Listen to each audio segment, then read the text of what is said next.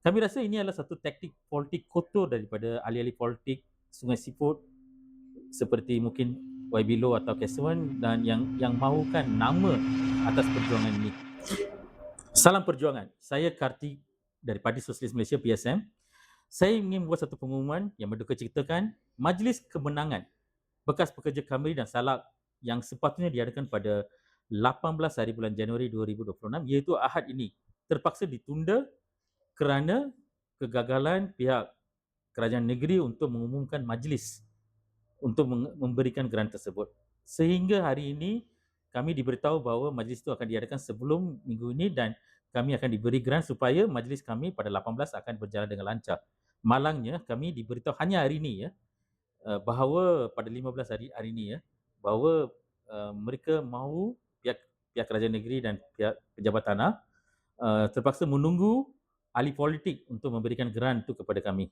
Grant yang diperjuangkan sejak 1959, 26 tahun perjuangan.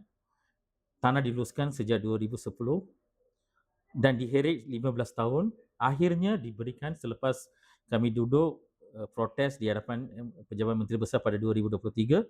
Tapi malangnya pada hari ini selepas semua sengketa, semua isu-isu ni dapat diselesaikan, maka sepatutnya hari ini kami dapat grant tanah tersebut. Tapi malangnya sekali lagi kami ditendang untuk diberitahu bahawa tidak, kami tak boleh bagi grant hari ini.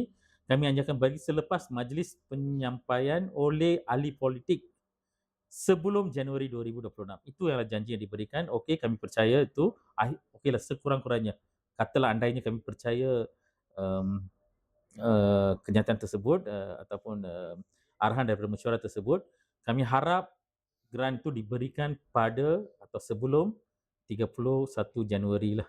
Jika kerajaan negeri dan pejabat tanah masih gagal untuk mengadakan majlis untuk memberi grant tersebut kepada bekas pekerja Kamri atau Salak, maka kami tidak ada keputusan lain selagi duduk protes di hadapan pejabat tanah pada selepas tarikh tersebut, selepas Januari.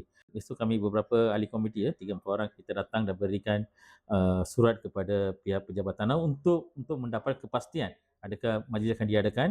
Kami rasa ini adalah satu taktik politik kotor daripada ahli-ahli politik Sungai Siput seperti mungkin YB Low atau Kesawan dan yang mahukan nama atas perjuangan ini. Perjuangan ini dilakukan oleh Parti Sosialis Malaysia dan kamu tak perlu dapat nama hanya kerana dengan memberi grant. Semua orang akan beritahu bahawa tanah ini diberikan oleh Kerajaan Madani. Tidak. Tanah ini sepatutnya diberikan kepada kami melalui SAMDABI atas perjuangan kami, tetapi kerajaan negeri sendiri memberitahu tak perlu beri oleh SAMDABI dan kami akan serahkan sendiri. Itu adalah janji daripada kerajaan negeri pada 2010 dan diheret 15 tahun. Dalam lingkungan ini lebih 13 bekas pekerja meninggal dunia.